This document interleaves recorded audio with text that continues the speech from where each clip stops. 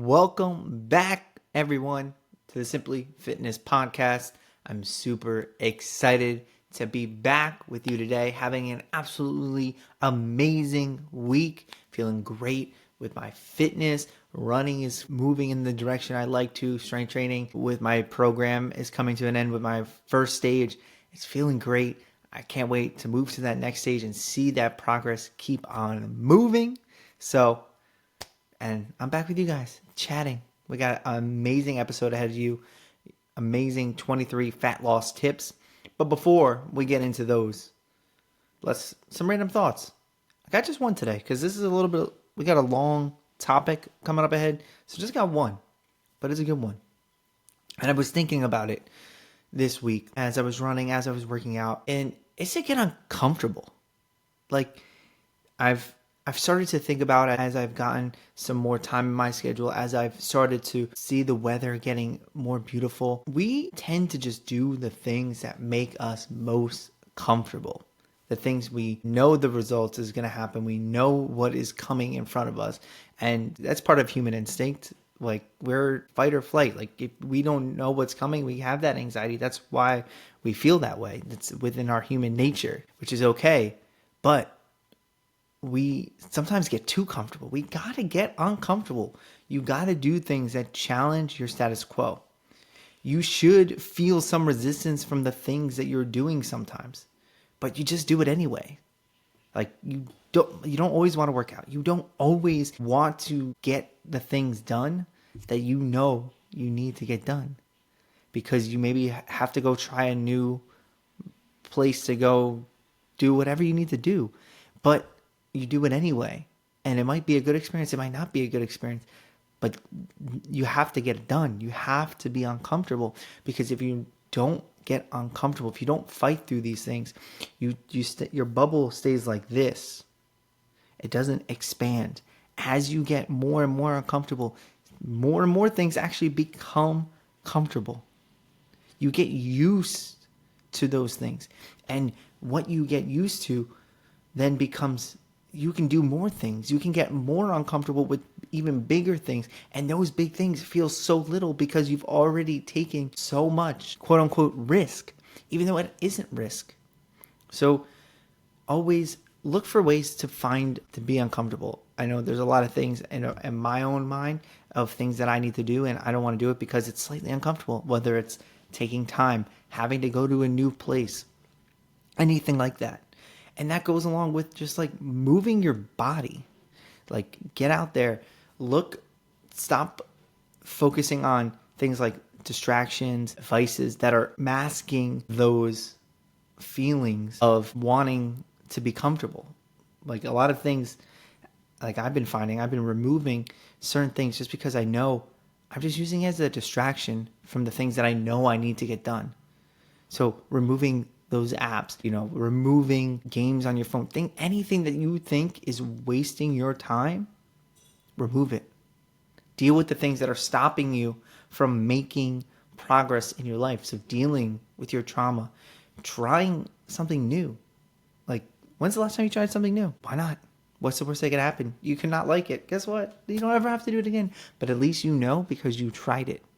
If you never try anything new, you never know what you do or don't like. And that doesn't sound like life to me. So that's just something that I've really been personally thinking about. And I asked you the question, how uncomfortable are you?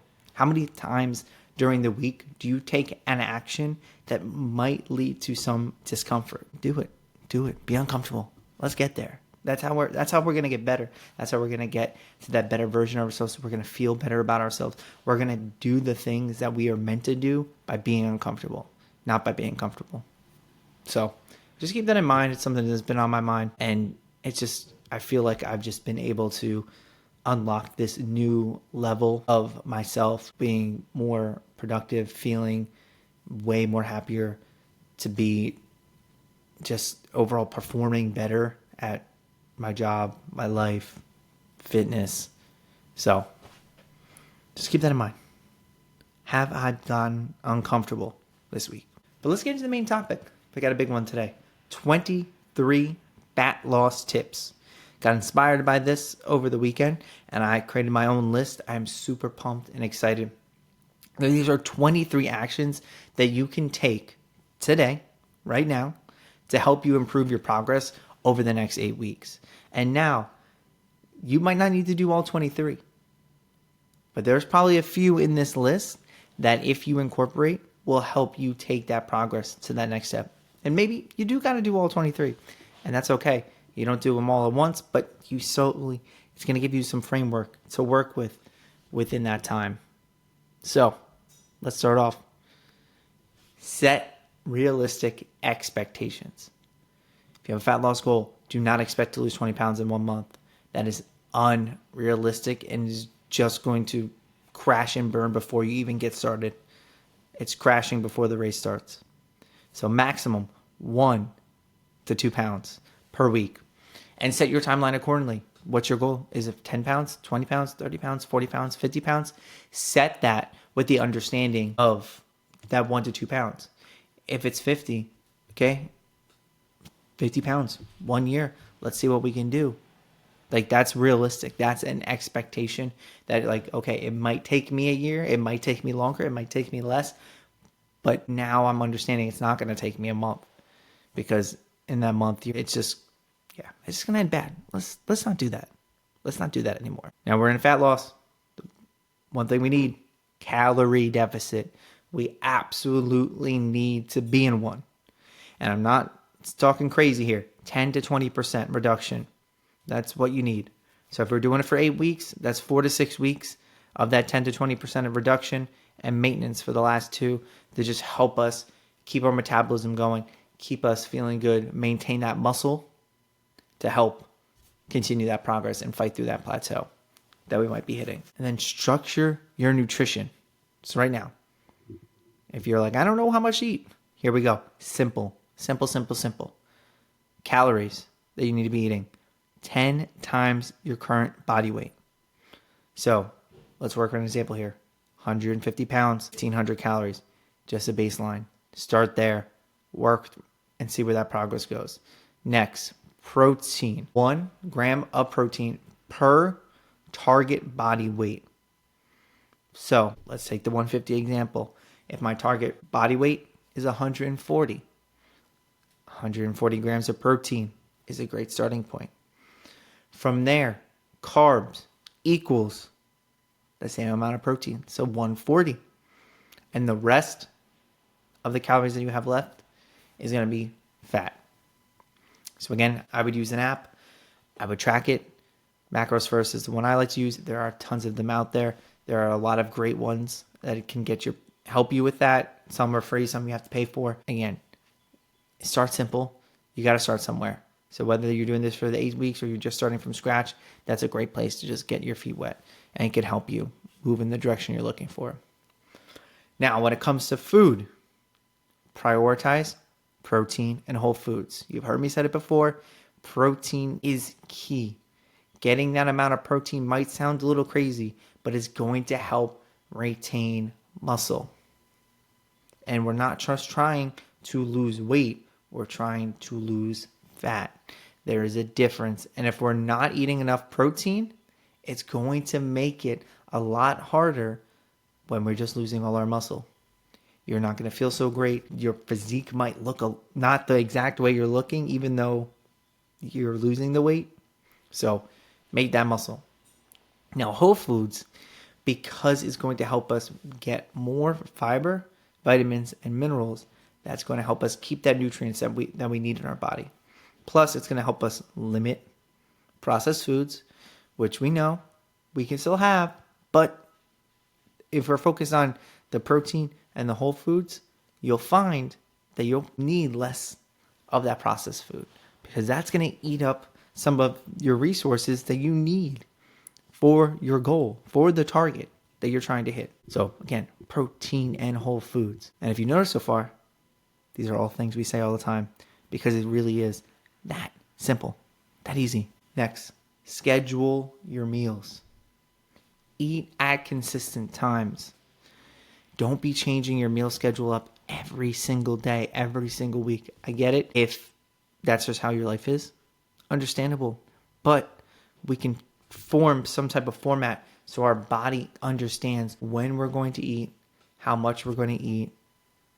It's going to help you reduce cravings, because sometimes I know, like for me personally, I know when I have my lunch that by the time I get out of work a few hours later, I tend to be a little hungry. So I got to maybe on the drive home, pack myself a little snack. So then when I do get home, I don't get that urge to just go into the cabinet and just grab a bunch of whatever I got. I'm just going to hold myself over till dinner. You'll understand your body where if you change up constantly, you're always going to be adapting. You're always going to be trying to think about, okay, when do I have this? I see that food truck right there. I'm going to get that burger. Why? It's because you're craving it. If you're already got yourself all planned up and you know when your meal is, it's easy to be like, I'm good. I got my meal. I'm done. Next. And that leads right into the next one. Simplify your meal decisions. Prep or plan your meals to help you reduce your decision fatigue. Last 2 episodes ago, I talked exactly about this. I did step by step about how to meal plan. And if that's too much for you, your time, you got a lot of things on your plate.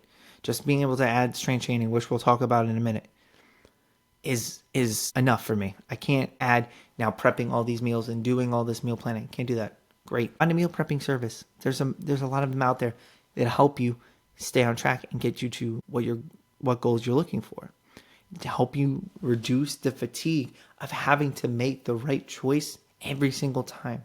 Because the more decisions you can have to make in the moment is more likely that you're going to make the decision that is not towards the goal that you're looking to achieve. So if you can make that decision for your future self beforehand, you're going to be much better off. So plan your meals. Now, next one, remove your trigger foods. We all know there are just certain foods that we tend to overeat. When we see them, we eat them, and we eat too much of them. I know you're thinking about it. I know right when I said that there is a food in your mind. I know what mine is. I know what it is. It's chips. We limit how much goes in our cabinet. And if it's in our cabinet, we try to push it to the back so it's not in our line of sight, because then it's in my brain. I see it. And if I'm going to eat it, it goes into a bowl. Because if I just go out of the bag, it's going down. So we need to help ourselves, our future selves, from, again, making that decision. So most of these tend to be very calorie dense, heavily processed foods. So let's try to replace them with alternative options. Hopefully something like a Whole Foods. So I'll go back to my example. Chips are a big one for me. The only time I will eat chips during a day will be after my work day at some point, if I want them and if I'm hungry for them. But I don't bring them to work. I replace it with, this would be my snack, replace it with the fruit. I usually go in with an orange and a banana every single day. The same thing. Strawberries usually too. Yeah, that might sound boring, but they're delicious. They taste good and they're good for you. Done. Like what else? And they're going to provide me with so much nutrients. So just look for that quick switches, and then you realize I really don't miss it. I can still have it. I know I can still have it. I know the option is still there and available to me. But I'm just making the decision for myself that I'm going to feel better if I eat those oranges with my lunch versus if I brought a bag of chips.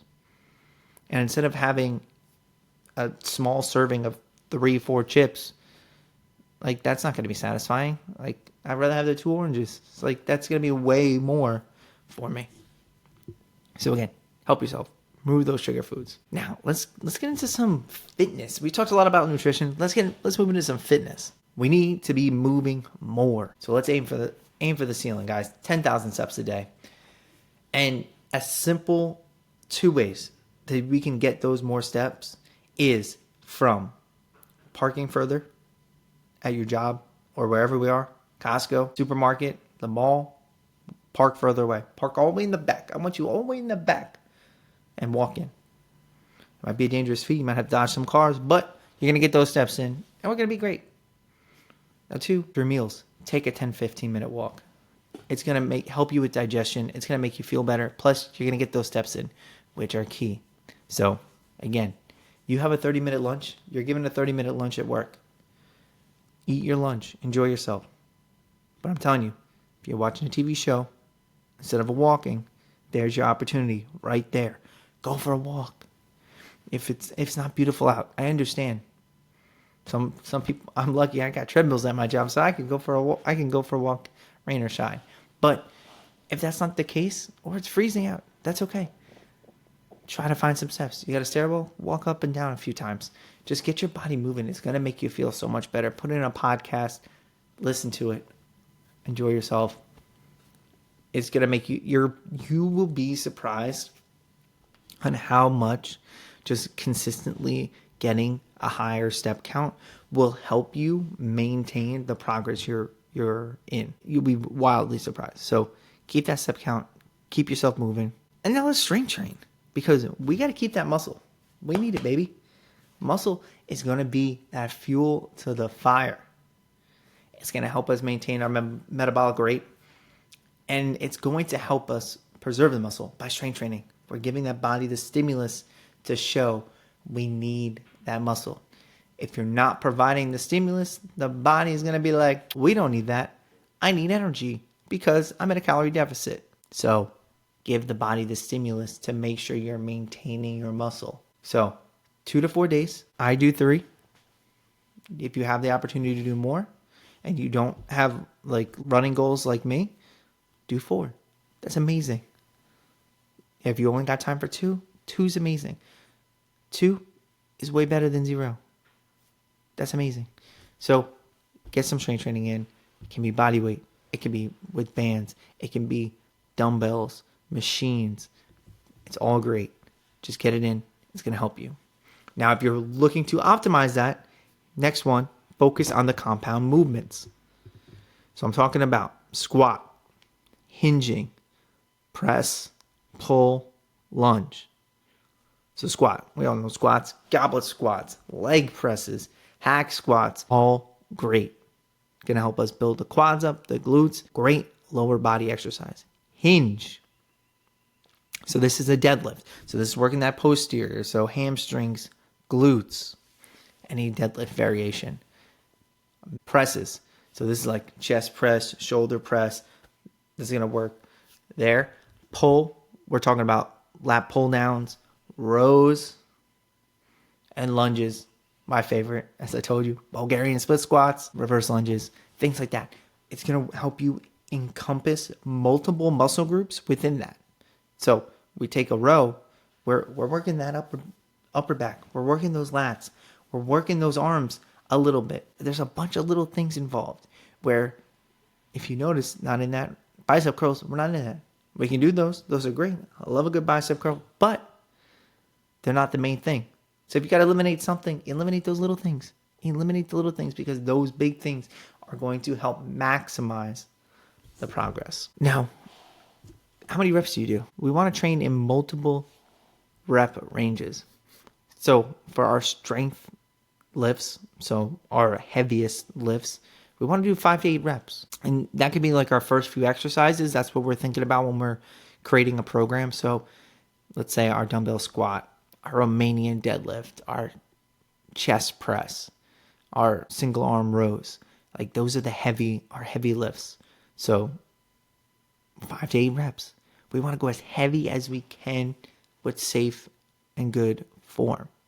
Now for the rest, maybe with some of those smaller movements, those secondary movements that are going to maybe have less muscle groups, but are still super important to do, that's where we'll do the 8 to 12. That's going to help us build those smaller muscles to help us with those strength-based exercises. Now, on top of that, we want to get explosive. Add a little power, low rep movements to the beginning or end of your workouts. Something like a kettlebell swing, broad jumps. I like a good power push-up on a bench or on a TRX, just to help build a little athleticism within your body. Build a little bit of resiliency that comes with doing explosive work. When your body gets explosive, You're not just, a lot of people think main reason is you're burning a lot of calories. It's explosive, so it burns a lot of energy. Sure, it probably does use a lot more, but it's the impact. It's moving your body. That's why we're doing low rep. So you're building that resiliency within your tendons, your ligaments, to be able to do those types of movements, because a lot of times in life, things just happen. I don't know what's coming next. You don't know what's coming next. So we got to get that body ready for whatever's coming, for that split second movement that we have to do. Our body's explosive. It can move. So it doesn't have to be just like an athlete on a field, but we can be athletes in life. So get explosive. Do something like a broad jump, kettlebell swings. Those are my favorite forms, but there's tons of different ways to really get explosive with those movements. Snatches, one of my favorite. Dumbbell snatches are great. Now, let's move into some of the smaller things. So we talked about nutrition, fitness. Now let's move into some additional tips per se. Hydration. You gotta stay hydrated. You gotta be drinking water. I got my water right here. At least 64 ounces of water. Get your water intake, because I know you're probably not drinking enough. Drink your darn water. It's starting to become beautiful out. It's spring here. It's getting 75, 80 degrees. Drink your water. Please. Please. It's just good for you. It's going to make you feel so much better. You don't even know. If you're not drinking enough water, you don't even know that it's so much better. And I get it. You got to go to the bathroom more. Great. Flush your system. It's all good. Don't worry about it. That's great. Now, on the opposite end, sleep. We got to improve our sleep quality. Now, this means limiting our caffeine intake, trying to keep it to the morning when we wake up and not drag it across the day. 4 hours from my bedtime having a cup of coffee, not the best move. Sleep's going to be like crap. And I hear from everyone, I could do it. When I see you drink a Celsius at 5 p.m. at night, that's why I cringe. It's not good. We could show you the research. Your sleep isn't good. Just because you're falling asleep does not mean it's good. And if you need, it's just not good. Let's not get into it. Crazy. Second, have a routine with your sleep. It's just going to help you get into a better mindset for sleep. So if that means 3 hours before, 2 hours before, stop eating. An hour before, stop looking at screens. Half an hour before, you got yourself all, like what I like to do, get myself set up for the day. Read. I'm in the mindset. There's nothing on my mind. There's nothing. I'm free. And at that point, I'm done for the day. Whatever is going to happen, it's good. It's already done. The rest of it's tomorrow's problem, and we'll solve it then. But it can't be solved right now. So get in a routine. And then optimize your environment. Like, where do you sleep? Like, is it cool? Do you have, like, blackout curtains, a sound machine? Like, how is it all set up for you to help you optimize in any way? Because could that be buying those $60 curtains to help you get that little bit of sleep? So keep that in mind. Keep that in mind. And some things you might not even know until you try is bothering you. Sleep is one of those weird things where you could be asleep and it still not be the best quality sleep. And until you start changing things and you start being like, that's what it feels like. Damn, that's great. So just keep that in mind. Make those changes. The next one, will be a little controversial, but I don't think it's controversial as it used to be. Limit your alcohol. I'm not saying abstain. You can drink. For all you know, this is vodka. But less than 5 drinks per week is going to be way better for your progress. It's, one, going to improve your sleep. So if you're just having a nightcap because you think it's going to help you sleep, and again, it's not going to help you as much as you think it's going to be. And trust me, I thought the same way for a long time, and it's not true. It's not true. And 2, it's just going to overall improve your health. We know that alcohol is not good for us. We know it's not. So the less we can have, the better it's going to be for us. Get it? We can still celebrate. We have fun. We have things going on in our life, weddings, celebrations. Have a drink. Enjoy yourself. Just keep it into moderation and understand and accept that it's a step away from your progress, and it might not be a lot, but it still is. It's just reality. That's just what it is. Now next one actually goes right into kind of what I was talking about. At the beginning. So it was a point I made. But remove distractions. And maybe that beginning random thought was why I put it in this, but eliminate things that are draining your energy. And why I say this is because if you're in a calorie deficit, your body's running on less energy, using its own stores to be able to get you to the place you want, which still means you're hitting what your body needs, but you still have a little less energy than you normally would. You're going to be a little hungry. You might get a little hangry. That's going to take some of your add some mental strain to it. Not every day, but if you can eliminate the things that are draining your energy, whether that's people, poor habits, social media, things like that, vices, distractions, it's going to help you get to where you want to be. So cut the things that aren't helping you. And it doesn't have to be, again, this is not all about being drastic changes, but it's just being honest with yourself and looking in and being like, hey, that doesn't serve me anymore. I don't need that. I don't need that app. I don't need those things. I don't need them because this is what I'm trying to do. It doesn't mean you can't have them. Sure, I could go on TikTok and be on there for hours and hours and hours. I have that ability, but it's not going to help me get to where I want to be. It's not going to help me achieve my goals. So just keep that in mind. Do an inventory of your life. What is serving you? Am I better served maybe reading one of these amazing books that I have behind me, or going on TikTok? I know the answer for me, and that's the answer I've been looking for, and the things that I've been doing for myself, and I've been finding great success with it, and I think that you can too. Now, even with that one, we're starting to get into a little bit more mindset, and these are more mantra type tips to just how to think about fat loss. Now, you need to prioritize consistency over perfection, because you will not be perfect. It is impossible. We're all human. We've all made mistakes. You're going to make mistakes. I'm going to make mistakes.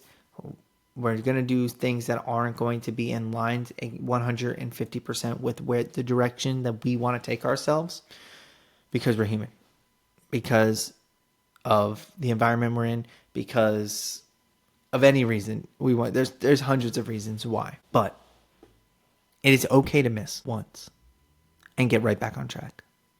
It's okay to be on track. Blimp, get right back on. Blimp, get right back on. That is okay.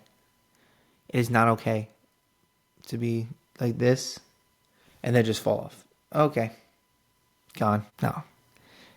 Consistency over perfection. I love the little check boxes of being like, okay, boom, boom, boom. And then seeing, like, having a little streak, like 10-day streak. Boom, okay, I missed, okay. Let's start another streak, boom, boom. I did 15, boom. Like, being consistent with something that you know is going to help you is the greatest part of all of this, is the making the commitment to yourself that I can do this for me. Now, on the next one, build right into that, and that's choosing a sustainable plan. If you cannot be consistent with it, that plan is crap for you. It might be great for someone else, but for you, it is not. You need to be able to stick to a plan even when life gets crazy, which you know it's going to be. There's going to be events, there's going to be kids, there's going to be relationships, there's going to be work, there's going to be family, there's going to be things that you are going to want to do that are just going to, or that are just going to happen. Not even a want, it's just going to happen to you. And you're going to have to be able to make those adjustments to be able to stick with your goals through that, because it is not a perfect scenario. There is never a perfect scenario. So just choosing a plan that you can stick with is going to help you with that. Alongside with that, if you are choosing a plan that you've done it before, once, I'm okay with. More than once, and you have not seen the results you are looking for, or maybe you have seen the results you're looking for, but now you're back to where you were before you started there. That is not the plan. That is not it. You got to try something different, something more sustainable than that. Because if you keep going back to it, that is the definition of a yo-yo crash diet. That is not sustainable. And that's not what you're looking for. You're looking for sustainable. You're looking to not have to keep doing this, that you can get to where you want to be consistent there, and live at that zone for as long as you need to. Now, after that, take action now is the next tip. Take action now. Do not wait. Do not wait. We're all like this. I find myself that same way. And it's frustrating because you want the perfect time, because you want to execute. And I know a lot of you care so much about making progress. You care so much about getting the results. You're excited. You're ready to go. But there is no perfect time. There's always something. And it is so true. It's always something. I can think of 5 things right now that I could be doing, that I need to do at any point. But there's also stuff that I know I need to do to be successful.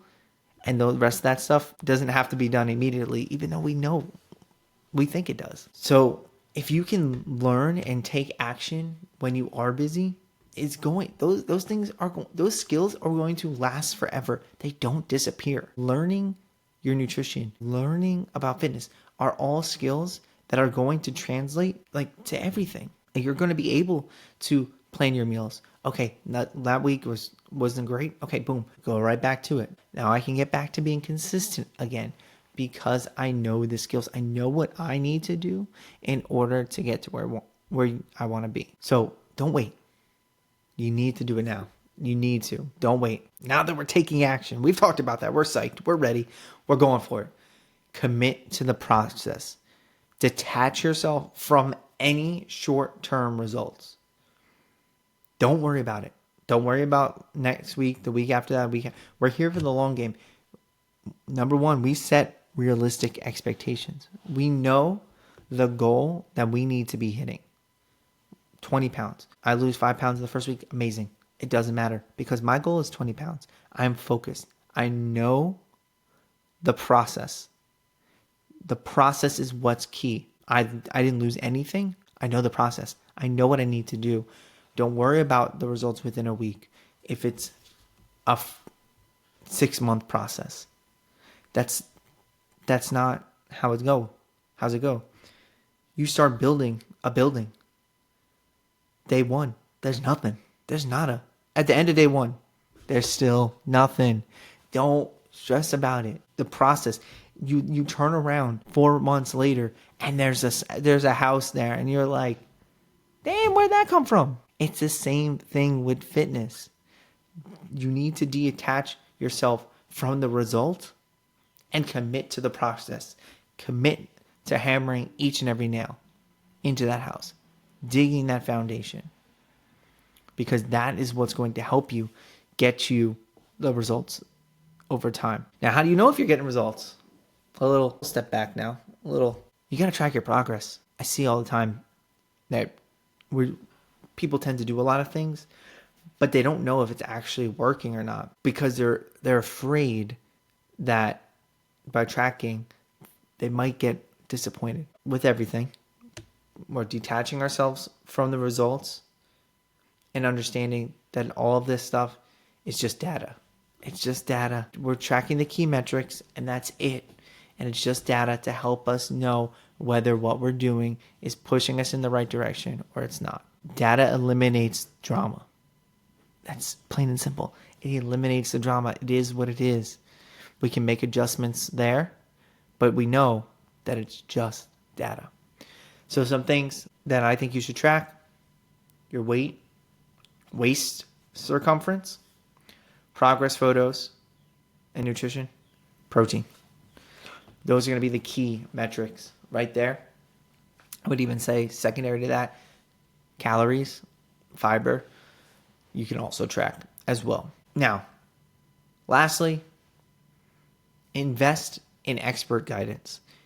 If you are struggling, hire a coach. It's going to save you so much time, energy, and frustration by getting a structured plan that is going to deliver the results faster than you having to struggle along the way. I'm not going to say that it will be easier, because that's not true. It's just going to help you escape the pitfalls, because a coach has seen it before, whether through themselves or through their clients. They have seen where we could go wrong. Where are the obstacles in the path? Like, the path is this.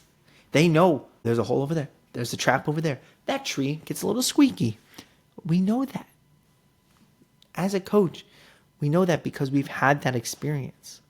And we're able to help you get through it a little bit quicker and a little bit better, and to help you expedite the results and give you the information that you need.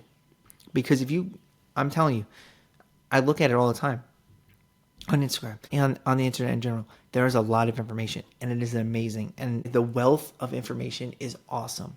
But it can be overwhelming if you don't fully understand the nuance behind it. Because in a lot of things now, there is no nuance. Coaching is the nuance. We can understand what you are trying to do and who you actually are. The internet, Instagram, don't know who you are. They don't. They're just giving you generic advice that could or could not work for you. So my hope is that at least one of these 23 tips will help you in the next 8 weeks take your progress to another level. Now, I hope it inspires you to make those few adjustments within your program and gets you to what you're looking for. Because that's all it is. Like, how I'm here and why I do this is to help you take that next step in your training, in your program, with your fat loss, with your performance, with just feeling freaking amazing. Because I was having this conversation with one of my patients today, and we were talking about aging. I work with a lot of geriatric patients, and they're obviously much older than I am. And I tell them I'm in my 30s and I feel absolutely amazing, and I don't understand why anybody would not feel amazing at my age. And they were like, yeah, until I got sick, I felt amazing. I felt great. And now I'm incorporating the exercise. Now I'm incorporating nutrition. And I was like, exactly. And now you feel a heck of a lot better, because even better than you did before when you thought you were feeling great. You should feel amazing in the body you have. You should not be in pain. You should not feel like crap. You should feel great. You should feel energized. You should be ready to attack the world, because that's how we should feel. It's as simple as that. That's how our body should be. It is not crazy. A lot of people think you're all crazy because you're taking care of your health. You're not crazy. Take care of yourself. You deserve to feel absolutely amazing, and not in a way of pleasure and for selfishness, just because your body should be able to move. You should be able to move pain-free and feel strong and be able to walk around the block for 15 minutes without being winded, or to play with your kids or your grandkids. So, off that tangent soapbox, but if you need help, please message me. I have a few spots open in my coaching program. If you are super busy, frustrated with your results, and do not know where to make the changes within your program, please send me an email immediately, right now, after this podcast is over. It's in the show notes. Message me. Let's get you feeling your best. Let's take some stress away from your fitness and nutrition and make you look absolutely stunning, because that's what we're here for. Let's feel that. Let's feel amazing. So until next week, guys, keep on working hard. Keep being strong. I'll see you guys soon. Peace.